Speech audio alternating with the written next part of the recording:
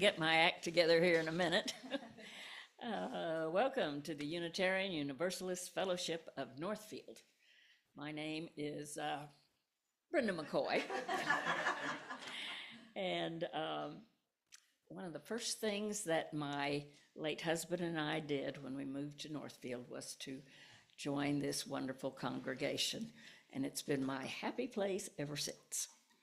I'm a member of the welcome team and the care team. UUFN is an inclusive community that nurtures spiritual and intellectual growth and fosters ethical and social responsibility. If you are a visitor, either on site or online, we are glad you are with us and invite you to stay after the service to get acquainted. We welcome your questions and look forward to getting to know you. Later in the service this morning, we will take our Share the Plate offering as a way to care for the wider world. Each month, we share our offering with an organization that embodies Unitarian Universalist values in the world. This month, our donations go to Black Lives of Unitarian Universalism. Black Lives of Unitarian Universalism provides support, community, and resources for Black Unitarian Universalists and is committed to justice making and liberation through our faith. Today, we are called to support them in this work. During the offering later, you may put cash or a check in the basket or donate online from our website, uunorthfield.org. If you are paying your pledge by check, please note in the memo line either capital pledge or annual pledge. There will also be instructions on the screen during the offering time. I also call your attention to the announcements in your order of service and your weekly email. There you will find more information on the following. Holly and Taylor are hosting a stock photo shoot here in the sanctuary. Okay.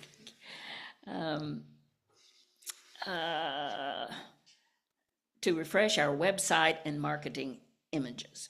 If you can join, please wear solid colors and know that they'll be focusing on timeless photos without faces. So no need to be camera shy. The more, the merrier. They'd love for you to join. This coming Saturday, UUs are gathering from around the state to show up for Justice at the People's March. See Holly's email or scan the QR code on the screen for more details. She's also hosting a sign-making night here on Wednesday at 6 p.m. Bring your own materials or some to share. You are invited to a 2-session webinar offered by the MUUSJA, which stands for Minnesota Unitarian Universalist Social Justice Alliance, titled UU Theologies and Racial Justice. This will be on Zoom on January 14th and 21st from 6:30 p.m. to 8 o'clock. Next Sunday, our message will be titled Changing the Narrative. Join Reverend Sarah for this service the day before Reverend Dr. Martin Luther King Jr. Day and the presidential inauguration, as we consider how we are called to change the national narrative away from the story of exploitation and fear to one of independence and love. Following the service next Sunday, Reverend Sarah will be leading a workshop for anyone who is interested in making UUFN a more welcoming, inclusive, vibrant community. We will learn skills for how to radically welcome newcomers and each other more fully. Again, welcome to the Unitarian Universalist Fellowship of Northfield.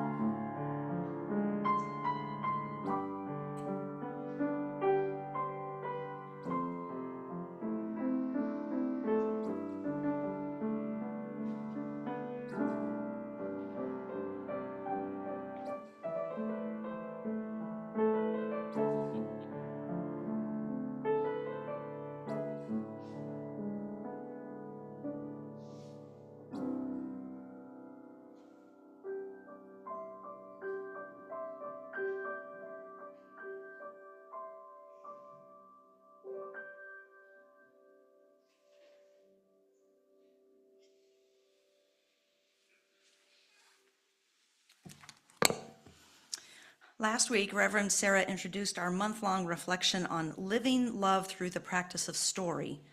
Today we continue considering how stories can both limit us and liberate us.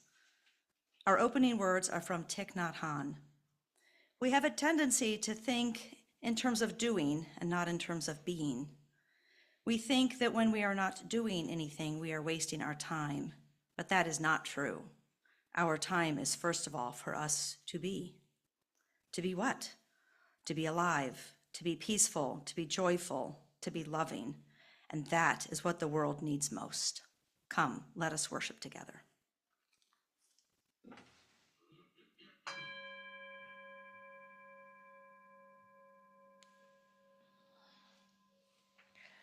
The flaming chalice is the symbol of Unitarian Universalism. Each Sunday when we gather, we bring this symbol to life together. Please join me in speaking the words for the lighting of the chalice.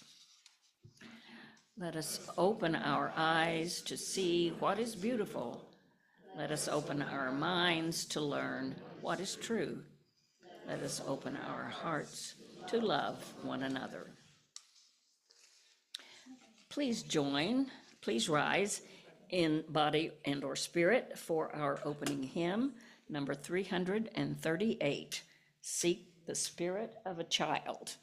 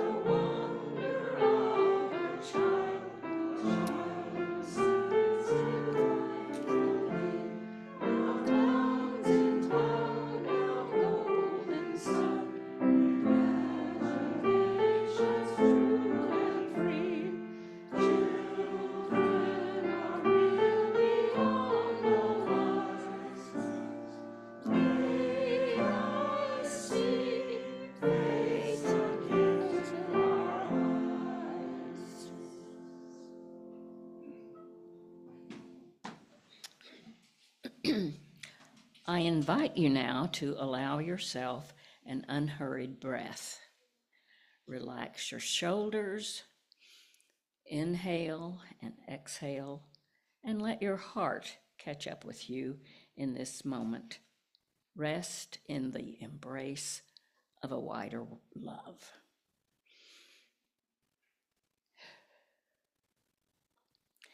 In the presence of this love that holds us all, we use our chalice flame to light our candles of community.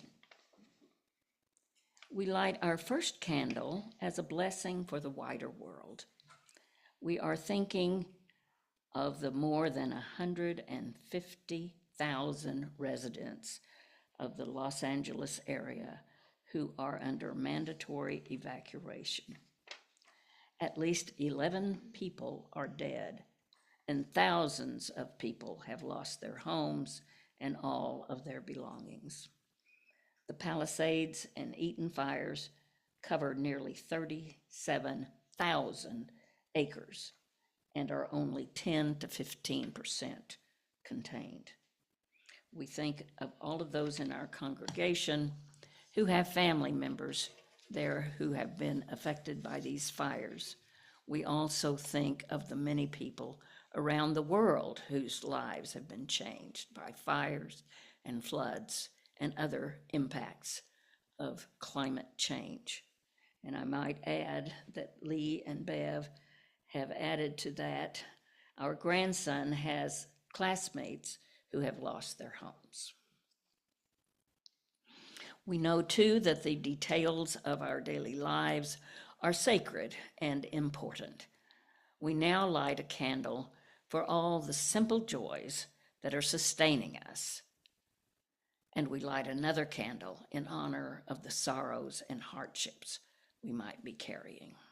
One more candle in honor of the joys and sorrows we carry in our hearts, but that have not been spoken aloud. And we move into a time of silence. May the truth of your heart be reflected in these flames.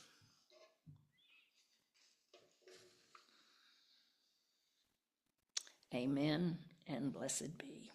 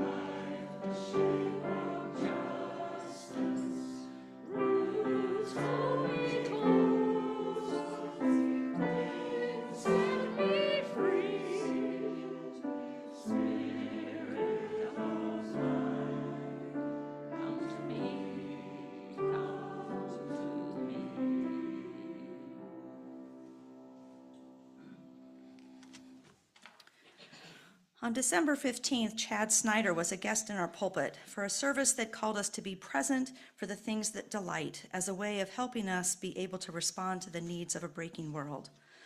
As part of that service, we heard the story of a boy named Isamu. Chad told us that the little boy in the story was Isamu Noguchi, a Japanese American who grew up to be an artist. When he grew up, Isamu tried to hold on to that child's perspective, a kid's way of experiencing the world, by actually letting himself experience it. Let's hear that story again and be inspired by Isamu's childlike spirit.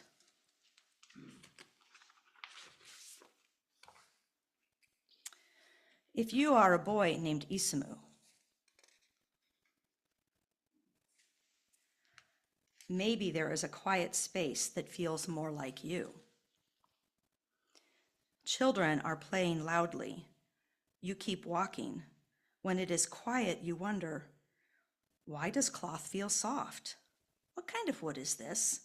How does fruit get its color? Who made the path with stone? Paper lanterns are like another world far away from home. How can light feel so welcoming? In the forest, the trees tower over you as you hear the crunch of twigs under your feet.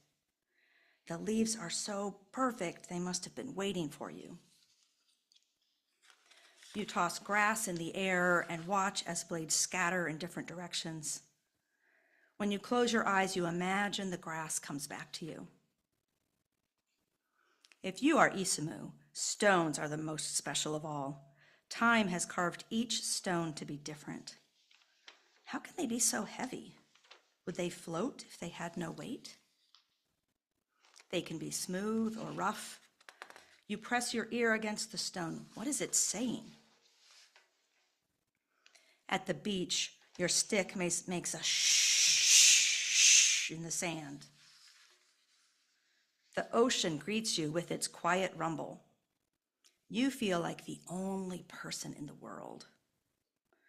If you are Isamu, you find a secret place so you can look at the ocean and see the shapes of things. You see birds that look like stones, and stones that look like birds. Bamboo can be many things, but you know it's meant to be played like a flute. Isamu, there you are. Your mother asks about your day. You think about how you were alone, but not lonely.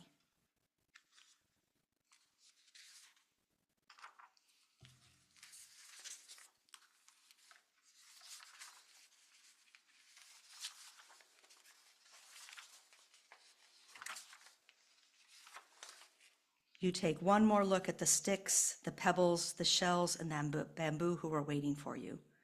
The forest and beach were like friends giving you a gift. If you are Isamu, you wish every day could be this big.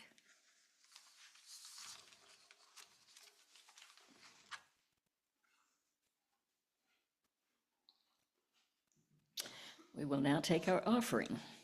Our offering is one way we make our care for the world tangible. This month's Share the Plate, as I said before, is Black Lives of Unitarian Universalist. Again, you may donate in cash, make a check made out to UUFN with offering basket on the memo line or on our website at uunorthfield.org.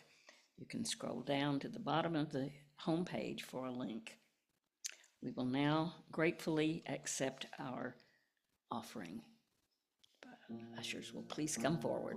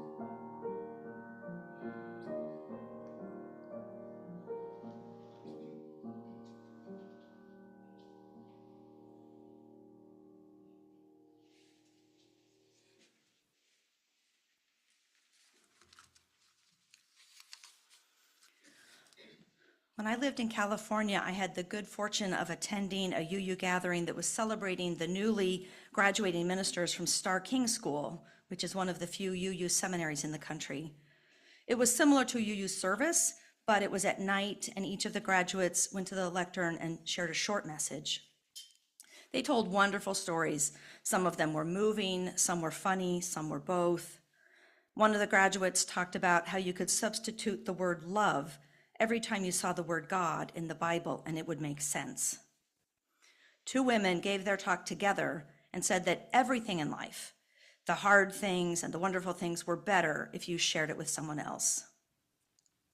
And one of them said that when you boil it down, every minister really has one main message that they share with the world. I'd love to hear that particular homily again to understand what she really meant by that. What I took from it is that most of us have a way of looking at the world that resonates with us deeply. For some, that could be God is love, or hold hands through life, or be true to yourself. For me, the enduring idea that I've been coming back to for 50 years is the idea of childish versus childlike. I first heard of this theme in 1973 when my brother Jeff was graduating from high school. His classmate Fred Conboy was the graduation speaker, and he implored his fellow graduates to shed their childish qualities, but to hold on to their childlike qualities. I don't remember anything else about Fred's talk, but my 11-year-old self was really taken with that distinction, that I could grow up leaving my childish qualities behind and following Fred's advice to hold on to my childlike sense of wonder and awe. In 1991, when I was 30, I spoke about this theme for the first time and how it had stayed with me and helped me get past being labeled the baby in my family. I considered this topic again when my kids were 13, from the perspective of observing their childish and childlike behaviors and the evolution of my own. And now I'm revisiting this topic again as someone who was given the senior prize at the movie theaters without asking for it. But seriously, it is a little different to think about childhood joy and wonder at my age, when my life is pretty settled and when my adult perspective on life is stronger than either my childlike or childish qualities. As I was putting my thoughts together, I wondered if I should have waited 4 years for the topic because the world is pretty dark right now. It makes all of us sad and scared to think about the environment and the impact to the lives of our children and grandchildren and the impact on our society's extreme wealth disparities and the extreme divisions in our society around differences. And that's a lot. But on the other hand, maybe this is exactly the time to observe and cultivate our childlike qualities.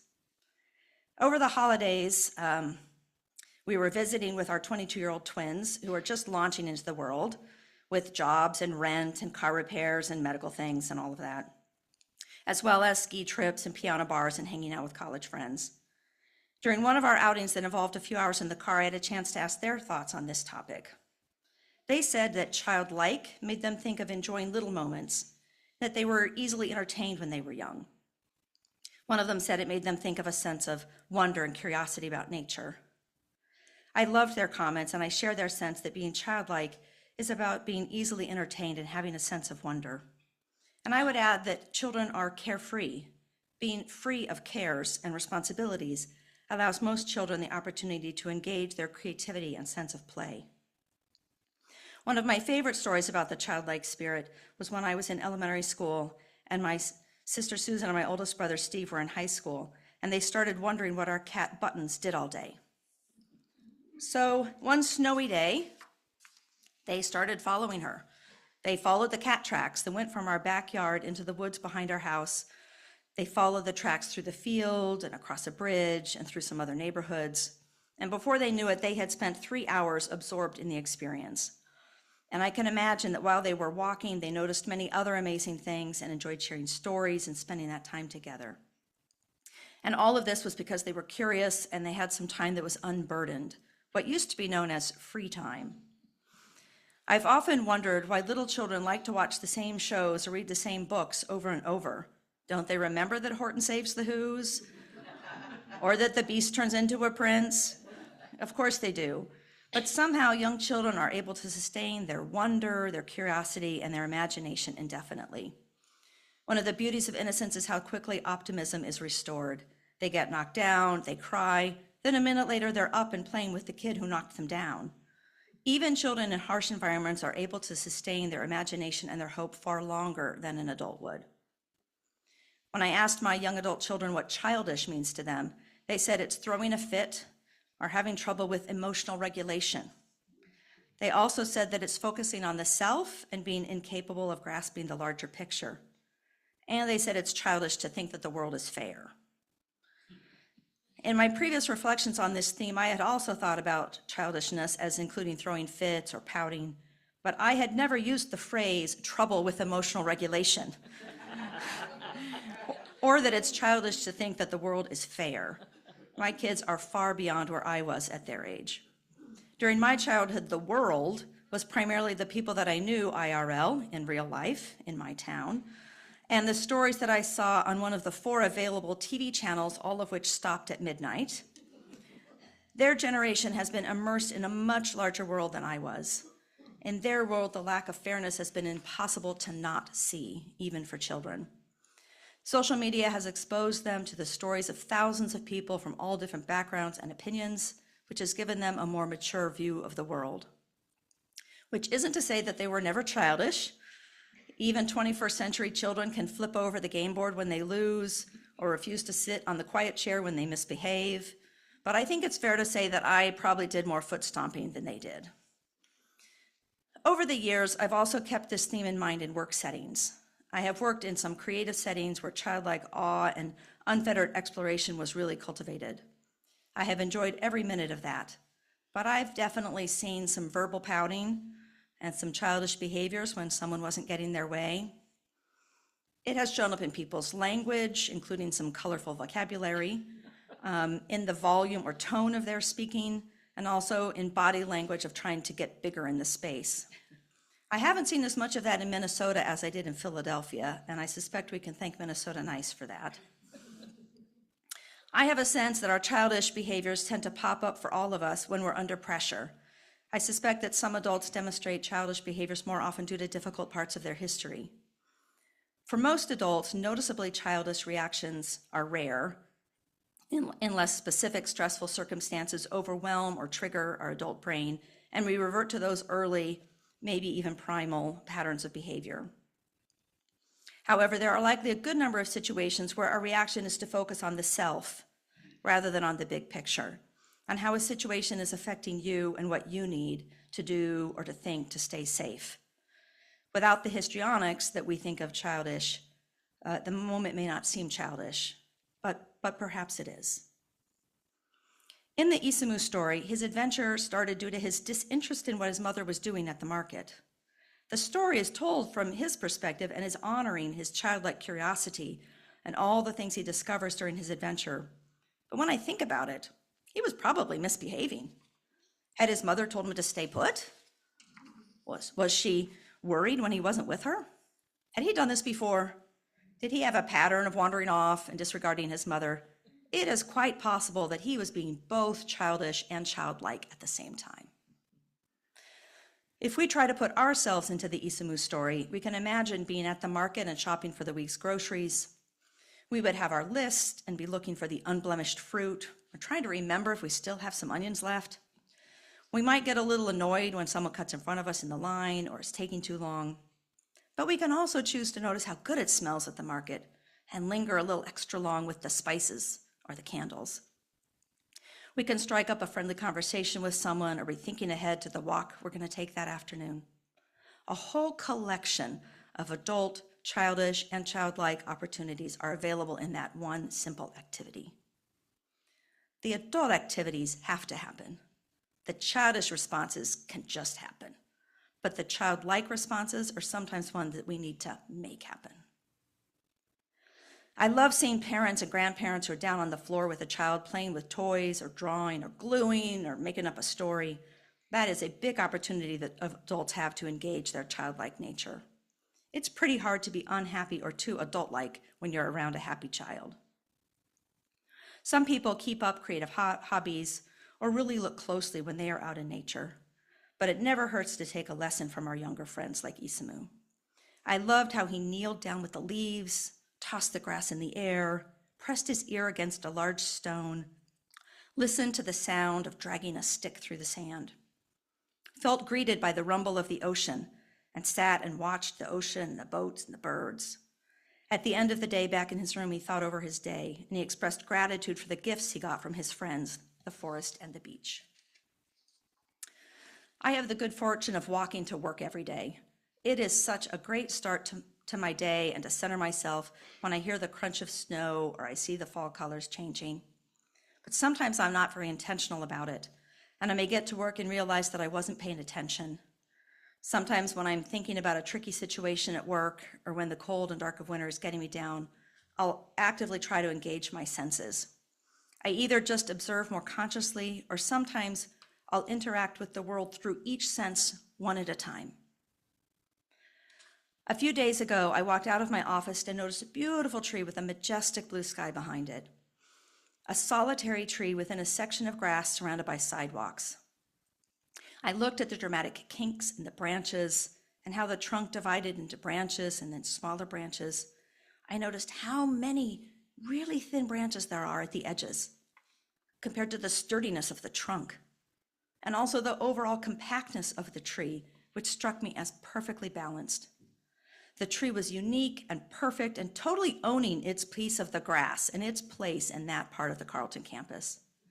I walk by it literally every workday, and most of the time it's just there, but really looking at it was a great gift. For Christmas, Beth gave me a really fun book written by Kate McKinnon, Many of you probably know Kate from her 10 years on Saturday Night Live. Saturday Night Live has had a lot of Childlike and, in my opinion, a few Childish performers, but she is one of the most wacky. She can make the most out of even an ordinary premise for a sketch, like a cat lady who's a little awkward, or a panel of folks who said they've had an alien encounter. In her hands, they become these masterful and hilarious moments where you can only go with it and join her on a bizarre journey through her creative take on the world.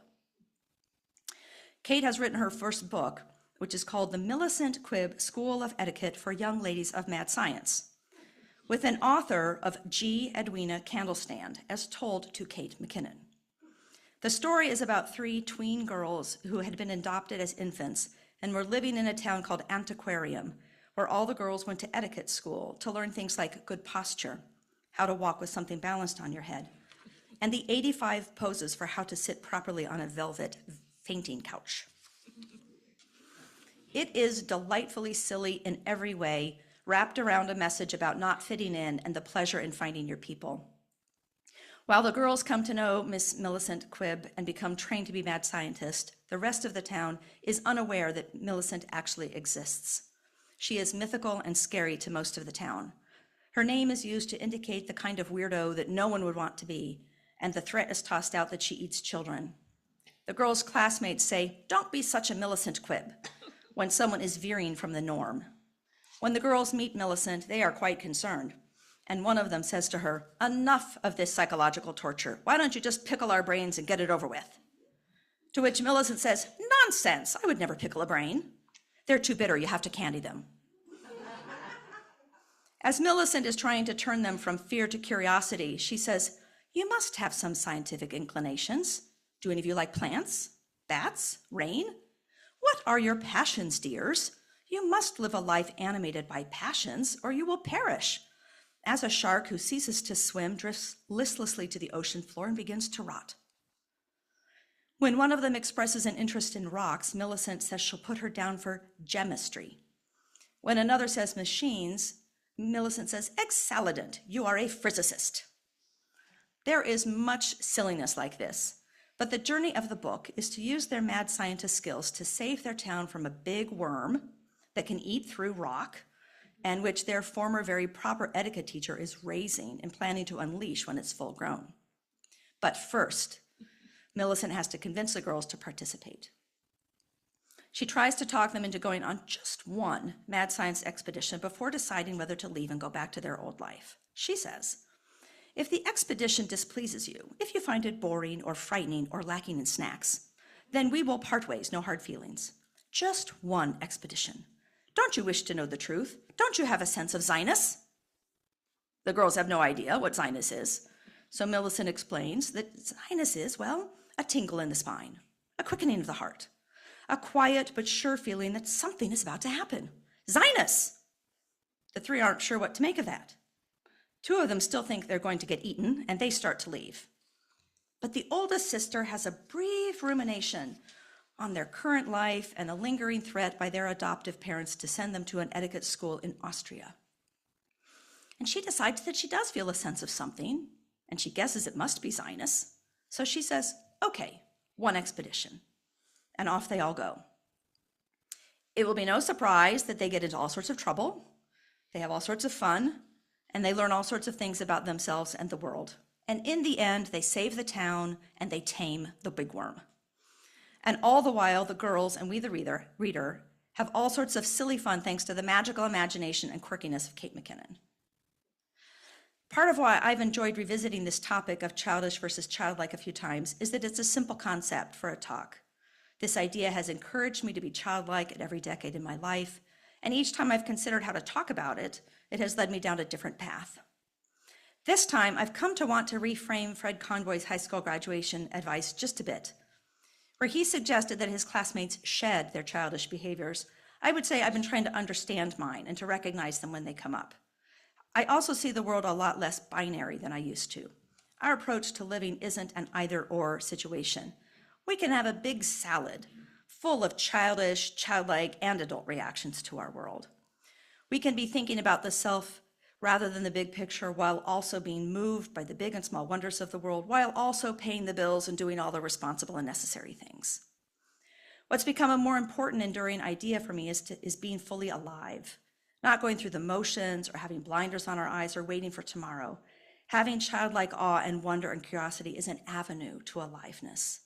We can be engaged by observing our cute animals, by Googling something we're curious about, or by deeply listening to the people we are with. Being fully engaged with our life in all ways seems like a great aspiration to me. And so to quote Kay McKinnon, I wish you Zinus. May it be so.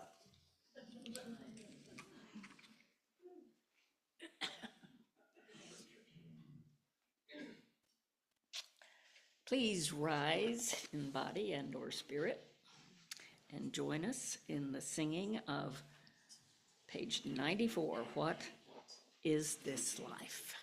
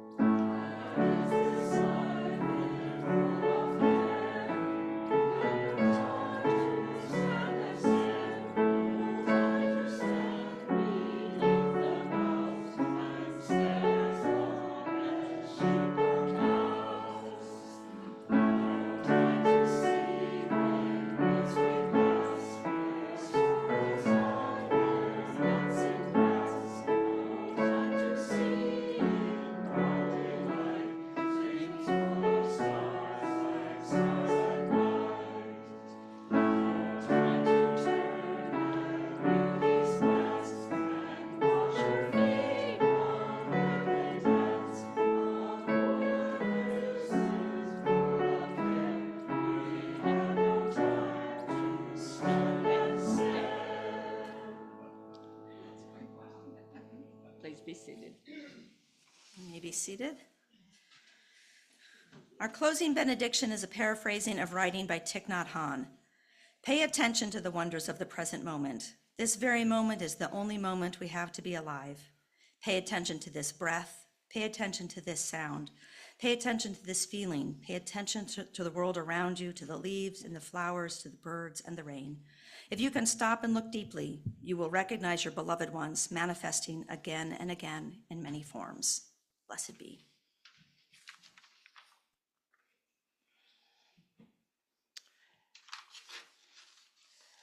We join now together in the words for extinguishing our chalice. We extinguish this flame, but not the light of truth, the warmth of community, or the fire of commitment. These we carry in our hearts until we are together again. Please rise in body and or spirit, and with your hands over your heart, or holding a hand of those next to you, or whatever posture is most comfortable for you, we sing words of blessing one to another.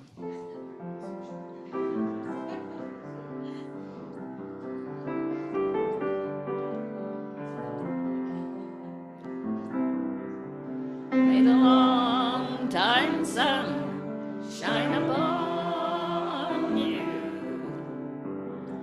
All love surround you, and the pure, pure light that's within you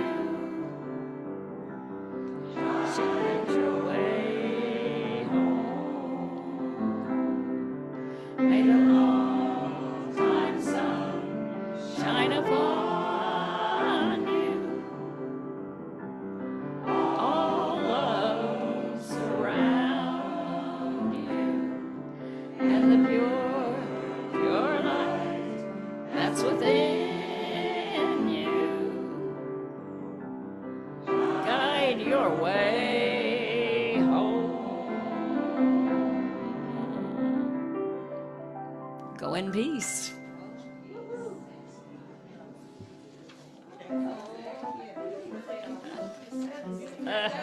Here's classy blue today.